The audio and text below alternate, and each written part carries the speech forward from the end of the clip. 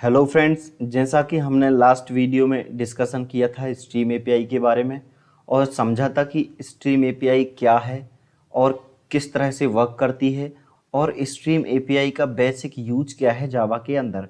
तो ये जो वीडियो है ये भी स्ट्रीम एपीआई से रिलेटेड ही होने वाला है और इस वीडियो में हम एग्जाम्पल की मदद से समझेंगे कि किस तरह से हम स्ट्रीम एपीआई का यूज करेंगे किसी जावा के प्रोग्राम में किसी कलेक्शन ऑफ ऑब्जेक्ट्स को प्रोसेस करवाने के लिए और उसके साथ कुछ ऑपरेशन परफॉर्म करने के लिए। तो चलिए आगे बढ़ते हैं इस वीडियो में और एग्जाम्पल की मदद से समझते हैं और देखते हैं स्ट्रीम एपीआई का यूज करके कि किस तरह से हम स्ट्रीम को जनरेट करेंगे किसी कलेक्शन ऑफ ऑब्जेक्ट्स से और फिर उन ऑब्जेक्ट्स को प्रोसेस करने के साथ साथ उनके साथ किस तरह से ऑपरेशन परफॉर्म करेंगे स्ट्रीम की मदद से। तो यहाँ पे मैंने एग्जाम्पल के लिए मेन प्रोग्राम के अंदर एक लिस्ट बना रखी है इंटीजर टाइप की और इस इंटीजर टाइप की लिस्ट में मैंने पहले से ही कुछ एलिमेंट्स को ऐड कर रखा है। अब मान लीजिए कि मैं उन एलिमेंट्स को फिल्टर करना चाहता हूँ जिनकी वैल्यू ग्रेटर देन 10 हो, यानी कि वो एलिमेंट्स जो 10 से बड़े हों उनको मैं फिल्टर करके किसी अलग लिस्ट में स्टोर करना चाहता हूँ। तो इस काम को करने के लिए अगर हम स्ट्रीम एपीआई का यूज़ ना करें तो हम किस तरह से करेंगे, किसी फोर लूप या किसी तरह के लूप की मदद से हम इन एलिमेंट्स को इटरेट करवाएंगे और इटरेट करवाने के साथ साथ उसके अंदर जो भी हमें ऑपरेशन परफॉर्म करना है, कंडीशन अप्लाई करना है, वो हम करेंगे। तो सबसे पहले हम बिना स्ट्रीम का यूज करे ये जो एलिमेंट्स हैं इनको फिल्टर करवा के देखेंगे और किसी नई लिस्ट में ऐड करवा के देखेंगे। उसके बाद हम इसी काम को स्ट्रीम एपीआई की मदद से करेंगे ताकि हमें डिफरेंस समझ में आएगा कि स्ट्रीम एपीआई का एक्चुअल यूज क्या है और एक्चुअल में बेनिफिट क्या है स्ट्रीम एपीआई का यूज करने का। क्योंकि वो सारे काम हम वैसे भी बिना स्ट्रीम की मदद से भी कर सकते हैं, लेकिन स्ट्रीम का यहाँ पे क्या बेनिफिट है वो हमें समझना बहुत ज़रूरी है कि क्यों हम स्ट्रीम एपीआई को यूज करें। तो सबसे पहले हम बिना स्ट्रीम एपीआई की मदद से इन एलिमेंट्स को फिल्टर करवा के देखते हैं और किसी लिस्ट में स्टोर करवा के देखते हैं। उसके बाद हम स्ट्रीम एपीआई का यूज करेंगे। तो इसके लिए मुझे क्या करना पड़ेगा, एक लिस्ट बनानी पड़ेगी फिर से इंटीजर टाइप की। इस लिस्ट के अंदर मैं उन एलिमेंट्स को स्टोर करवाऊंगा जो फिल्टर होने के बाद मेरे को मिलेंगे, जो कि ग्रेटर देन होंगे 10 से या जिनकी वैल्यू 10 से ज़्यादा होगी। उन एलिमेंट्स को फिल्टर करके हम इस वाली लिस्ट में स्टोर करने वाले हैं। तो यहाँ पे मैं बना लेता हूँ ये लिस्ट और इसको मैं नेम दूंगा list2 और इसको एरे लिस्ट की हेल्प से इनिशियलाइज भी करवा देते हैं।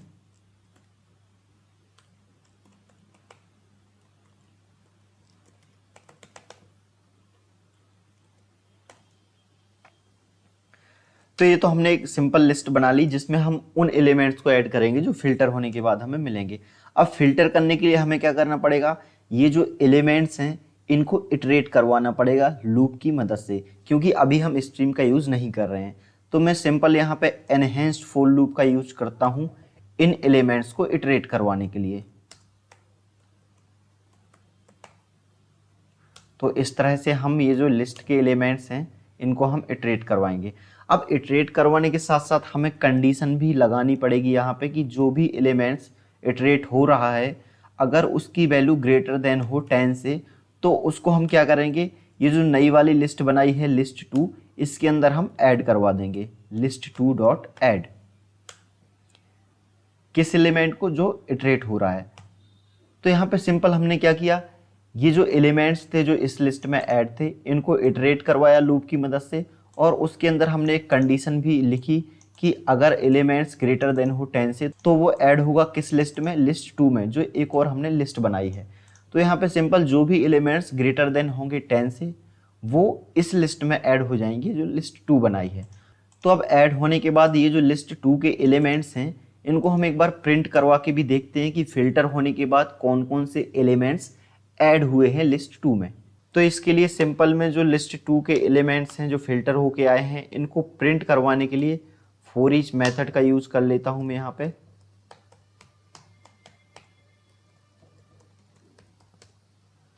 तो इस तरह से हम क्या करेंगे, list2 के एलिमेंट्स को प्रिंट करवाएंगे फिल्टर होने के बाद। तो इस प्रोग्राम को हम एक बार रन करके देख लेते हैं। तो देखिए यहाँ पे जो list2 के एलिमेंट्स हैं इनको हमने फॉर ईच मेथड की मदद से यहाँ पे क्या करवाया है, प्रिंट करवाया है। तो यहाँ पे कौन कौन से एलिमेंट प्रिंट हुए हैं, 20 और 30, क्योंकि यही दो एलिमेंट्स थे इस लिस्ट में जो बड़े थे 10 से या फिर 10 से ग्रेटर थे। तो लिस्ट 2 में वो एलिमेंट्स ऐड हो गए और उनको हमने प्रिंट करवा के भी देख लिया। तो ये सिंपल सा लॉजिक था एलिमेंट्स को फिल्टर करने का बिना स्ट्रीम का यूज किए हुए। अब इसी काम को हम स्ट्रीम एपीआई की मदद से करके देखते हैं और देखते हैं कि किस तरह से हम स्ट्रीम एपीआई का यूज करके फिल्टर करेंगे इन एलिमेंट्स को। तो मैं यहाँ पे क्या करता हूँ, इस कोड को अब कमेंट कर देता हूँ, क्योंकि अब हम स्ट्रीम की मदद से इस ऑपरेशन को परफॉर्म करेंगे। यहाँ पे जो लिस्ट 2 है इसको रहने देता हूँ, क्योंकि स्ट्रीम की मदद से भी हम फिल्टर करके इसी लिस्ट में स्टोर करेंगे उन एलिमेंट्स को जो फिल्टर होने के बाद हमें मिलेंगे। तो लिस्ट 2 को मैं यहाँ पे रहने देता हूँ। तो हमने लास्ट वीडियो में ही डिस्कस किया था कि स्ट्रीम जनरेट करने के लिए हमें स्ट्रीम मेथड का यूज करना पड़ता है, जो कि कलेक्शन इंटरफेस के अंदर डिफाइन है एज ए डिफॉल्ट मेथड। तो हम यहाँ पे लिस्ट की मदद से क्या करेंगे, स्ट्रीम को जनरेट करेंगे। किस लिस्ट की मदद से? जिसके अंदर ऑलरेडी वो एलिमेंट्स हैं। तो हम क्या करेंगे, लिस्ट डॉट स्ट्रीम मेथड को कॉल करेंगे, जो कि कलेक्शन इंटरफेस के अंदर है।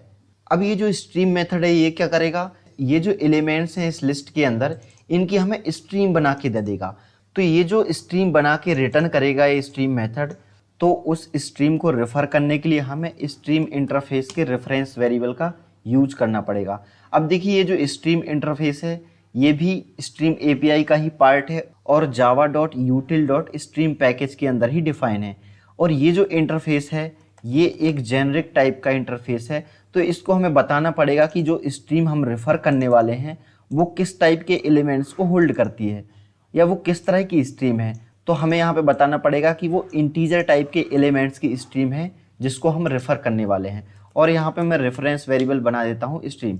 तो देखिए यहाँ पे लिस्ट डॉट स्ट्रीम मेथड को कॉल करते ही क्या होगा, लिस्ट के जो एलिमेंट्स हैं उनकी स्ट्रीम रिटर्न होगी और उस स्ट्रीम को रेफर करने के लिए हमने यहाँ पे स्ट्रीम इंटरफेस का रेफरेंस वेरिएबल बनाया है, जो कि है एक जेनरिक इंटरफेस।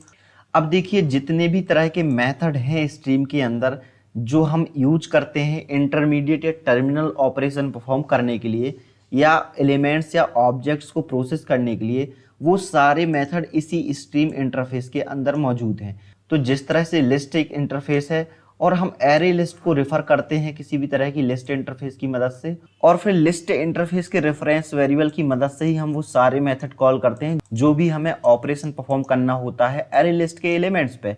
उसी तरह से ये जो है स्ट्रीम इंटरफेस है और इसका रेफरेंस वेरिएबल हम यूज करेंगे एक्चुअल स्ट्रीम को रेफर करने के लिए जो जनरेट हुई है, और इसी के रेफरेंस वेरिएबल की मदद से हम वो सारे मेथड कॉल करेंगे जो स्ट्रीम इंटरफेस के अंदर मौजूद हैं और हम इस स्ट्रीम के साथ ऑपरेशन परफॉर्म करेंगे। तो अब हमारे पास एक स्ट्रीम है एलिमेंट्स की जो कि है इंटीजर टाइप के, और उस स्ट्रीम की मदद से हम उन एलिमेंट्स के साथ ऑपरेशन परफॉर्म करेंगे। तो अब हमारे पास एक तरह से देखा जाए तो ये जो है ना ये स्ट्रीम ही है एलिमेंट्स की। तो ये जो स्ट्रीम है इसी की मदद से हम क्या करेंगे, प्रोसेस करवाएंगे एलिमेंट्स को वन बाई वन। अब क्योंकि स्ट्रीम जो है रेफरेंस वेरिएबल है स्ट्रीम इंटरफेस का, तो उसके अंदर जितने भी तरह के मेथड हैं वो हम कॉल कर सकते हैं, चाहे वो इंटरमीडिएट ऑपरेशन परफॉर्म करने के लिए हो या फिर टर्मिनल ऑपरेशन परफॉर्म करने के लिए। देखिए अब हमारे पास यहाँ पे स्ट्रीम तो आ गई, इन एलिमेंट्स की जो भी एलिमेंट्स थे इनकी स्ट्रीम बन के आ गई और यहाँ पे हमारे पास मौजूद है। तो हमें क्या करना है, स्ट्रीम के अंदर जो भी एलिमेंट्स हैं उनको प्रोसेस करवाना है सीक्वेंस वाइज। तो जो ये बिना स्ट्रीम वाला लॉजिक था जिसकी मदद से हमने फिल्टर किया था उन एलिमेंट्स को जो ग्रेटर देन थे 10 से, तो यहाँ पे एक मेथड है किसी भी एलिमेंट्स या ऑब्जेक्ट्स को फिल्टर करने के लिए जिसका नाम है फिल्टर, और वो कहाँ पे डिक्लेयर है, वो है स्ट्रीम इंटरफेस के अंदर। तो हम इस फिल्टर मेथड को स्ट्रीम की मदद से कॉल कर सकते हैं। तो यहाँ पे अभी जो फिल्टर मेथड है ये तो एक एब्स्ट्रैक्ट मेथड है स्ट्रीम इंटरफेस के अंदर। इसके अंदर जिस भी तरह की हमें कंडीशन अप्लाई करनी है फिल्टर करने के लिए उन एलिमेंट्स को जो प्रोसेस होंगे स्ट्रीम के थ्रू, वो कंडीशन हमें यहाँ पे लैम्डा एक्सप्रेशन की फॉर्म में लिखनी पड़ेगी। तो लैम्डा एक्सप्रेशन की फॉर्म में हम किस तरह से लिखेंगे उस कंडीशन को, तो पैरेंथेसिस और उसके अंदर हम एज ए आर्गुमेंट पास करेंगे उस एलिमेंट्स को जो प्रोसेस हो रहा है, और फिर हम लैम्डा एक्सप्रेशन की बॉडी में क्या करेंगे, कंडीशन लिखेंगे कि जो एलिमेंट्स है अगर वो ग्रेटर देन हो 10 से तो ही वो आगे प्रोसेस हो, यानी कि एलिमेंट फिल्टर होने के बाद उसके साथ आगे हम जो भी ऑपरेशन परफॉर्म करना चाहें या फिर जिस भी मेथड की मदद से हम उस एलिमेंट के साथ ऑपरेशन परफॉर्म करें तो वो तभी होगा जब ये जो फिल्टर मेथड है ये फिल्टर करने के बाद कंडीशन चेक करने के बाद अगर वो कंडीशन ट्रू है तभी उस एलिमेंट्स को आगे जो नेक्स्ट मेथड है उसको पास करेगा। अगर कंडीशन फॉल्स है तो वो यहीं पे फिल्टर कर देगा और उस एलिमेंट को आगे प्रोसेस नहीं करेगा। तो इस तरह से फिल्टर मेथड वर्क करता है। अब देखिए यहाँ पे लैम्डा एक्सप्रेशन के अंदर क्योंकि एक ही स्टेटमेंट है तो मैंने पैरेंथेसिस का यूज नहीं किया है। और एक चीज का और यहाँ पे ध्यान रखना है कि अगर आप एक ही सिंगल आर्गुमेंट पास कर रहे हैं लैम्डा एक्सप्रेशन की बॉडी में पैरेंथेसिस के अंदर, तो हम क्या कर सकते हैं, चाहे तो पैरेंथेसिस का यूज ना भी करें तो चलेगा। तो देखिए यहाँ पर और भी सिंपल हो गया है कोड, मतलब कि एक ही आर्गुमेंट था, अगर एक से ज्यादा आर्गुमेंट है तो हमें फिर पैरेंथेसिस का यूज करना पड़ेगा। तो ये तो फिल्टर मेथड हो गया जो क्या करेगा, फिल्टर कर देगा उन एलिमेंट्स को जो ग्रेटर देन होंगे 10 से और फिर उनको आगे प्रोसेस करेगा अगर वो 10 से बड़े हैं तो। उसके बाद मैं अगला ऑपरेशन परफॉर्म करूंगा। इसी तरह से हम देखिए स्ट्रीम में मल्टीपल ऑपरेशन परफॉर्म करते जाते हैं। एक तरह की ऑपरेशन की चेन चलती है जिसके थ्रू हम अलग अलग ऑपरेशन परफॉर्म करते जाते हैं। तो ये जो ऑपरेशन हमने परफॉर्म किया है जो कि फिल्टर ऑपरेशन है, ये किस तरह का ऑपरेशन है, इंटरमीडिएट ऑपरेशन। इसके बाद हमें करना है क्या, अब देखिए फिल्टर तो हो गए हमारे एलिमेंट्स। अब ये जो एलिमेंट्स जो फिल्टर होंगे इनकी मैं एक नई लिस्ट बना के रिटर्न करवाना चाहता हूँ जो ये एलिमेंट्स फिल्टर होंगे जो ग्रेटर देन होंगे 10 से।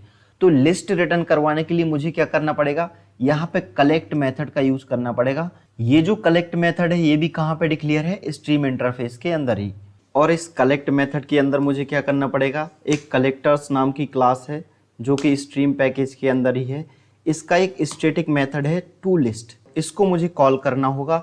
तो जो भी एलिमेंट्स इस फिल्टर मेथड के बाद प्रोसेस होके आएंगे, यानी कि जो भी एलिमेंट्स जिसकी कंडीशन ट्रू होगी फिल्टर वाली कंडीशन, उसके बाद फिल्टर मेथड उस एलिमेंट को क्या करेगा, अगले मेथड को पास कर देगा यानी कि कलेक्ट मेथड को। तो कलेक्ट मेथड के थ्रू हम क्या करेंगे, कलेक्टर्स डॉट टू लिस्ट का जो इम्प्लीमेंटेशन है वो पास करेंगे। तो ये जो कलेक्ट मेथड है ये क्या करेगा, इसके पास जो भी एलिमेंट्स आए हैं फिल्टर होने के बाद उनको क्या करेगा, एक लिस्ट बना के और फिर उस लिस्ट को रिटर्न करवाएगा। तो उस लिस्ट को स्टोर करवाने के लिए हमने क्या किया है, यहाँ पे ऑलरेडी एक लिस्ट बना रखी है जिसका नेम है लिस्ट 2। तो लिस्ट 2 में हम क्या करेंगे, इसको स्टोर करवा लेंगे जो लिस्ट यहाँ पे रिटर्न होगी कलेक्ट मेथड की मदद से। अब देखिए जो भी हमने यहाँ पे ऑपरेशन परफॉर्म करे हैं, जैसे कि जो फिल्टर ऑपरेशन है ये किस तरह का ऑपरेशन है, ये एक इंटरमीडिएट ऑपरेशन है। और इसके बाद जो हमने कलेक्ट मेथड की मदद से ऑपरेशन परफॉर्म किया है ये क्या है, ये एक टर्मिनल ऑपरेशन है। यानी कि पहले हमने उस स्ट्रीम के जो एलिमेंट्स थे उनको फिल्टर किया और फिल्टर करने के बाद हमने क्या किया, कलेक्ट मेथड की मदद से उनको एज ए लिस्ट रिटर्न करवा दिया। और ये जो कलेक्टर्स क्लास है इसके अंदर जो टू लिस्ट मेथड है ये एक स्टैटिक मेथड है। तो इस तरह से जो लिस्ट के एलिमेंट्स जो फिल्टर होंगे वो कहाँ पे आ जाएंगे, लिस्ट 2 में। तो हम क्या करते हैं, हम जो लिस्ट 2 के एलिमेंट्स हैं उनको प्रिंट करवा के देखते हैं फॉर ईच मेथड की मदद से, जिस तरह से हमने लास्ट वाले लॉजिक में किया था।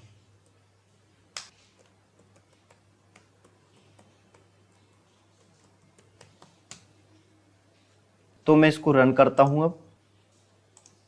तो देखिए जैसे ही मैंने रन किया ठीक उसी तरह से हमारे जो एलिमेंट्स हैं वो प्रिंट हो रहे हैं फिल्टर होने के बाद, जो ग्रेटर देन है 10 से, जो 10 से बड़े हैं। अब हम चाहें तो ये जो स्ट्रीम का कोड है इसको और भी कम कर सकते हैं। वो कैसे, ये जो हमने अलग से रेफरेंस बनाया है किसका, स्ट्रीम इंटरफेस का, और उसकी मदद से हमने प्रोसेस करवाया है, इसकी जगह हम डायरेक्टली क्या कर सकते हैं, कुछ इस तरह से कोड लिख सकते हैं। स्ट्रीम जो रेफरेंस वेरिएबल है उसका यूज़ ना करते हुए डायरेक्टली लिस्ट डॉट स्ट्रीम। तो लिस्ट डॉट स्ट्रीम जो स्ट्रीम मेथड है क्या करेगा, लिस्ट के जो एलिमेंट्स हैं इनकी स्ट्रीम बना के रिटर्न करेगा।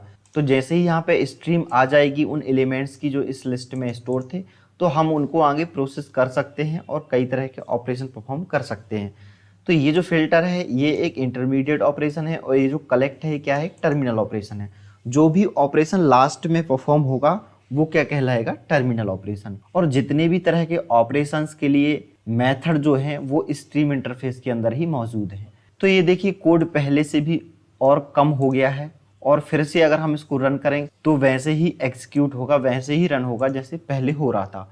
अब अगर हम चाहें कि हमें इस लिस्ट में स्टोर नहीं करवाना है, ना ही उन एलिमेंट्स को रिटर्न करवाना है एज ए लिस्ट, हमें डायरेक्टली प्रिंट करवाना है जो भी एलिमेंट्स फिल्टर होके आएंगे, तो हमें यहाँ पे अलग से फॉर ईच मेथड कॉल करने की जरूरत नहीं है। हम क्या करेंगे, डायरेक्टली यहाँ पे जो कलेक्ट मेथड कॉल किया है जो टर्मिनल ऑपरेशन है इसको हम चेंज कर देंगे और यहाँ पे डायरेक्टली हम कॉल कर सकते हैं फॉर ईच मेथड।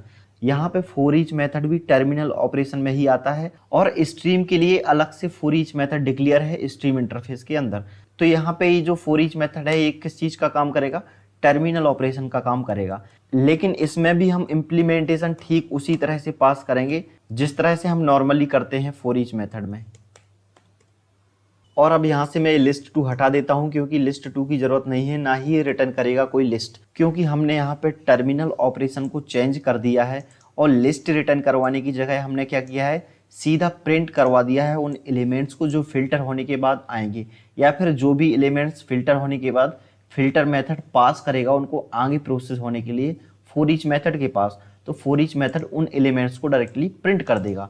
अब इसको भी हम एक बार रन करके देख लेते हैं। तो देखिए सेम वैसे ही रन हो रहा है जैसे कि हमारे पिछले लॉजिक रन हो रहे थे।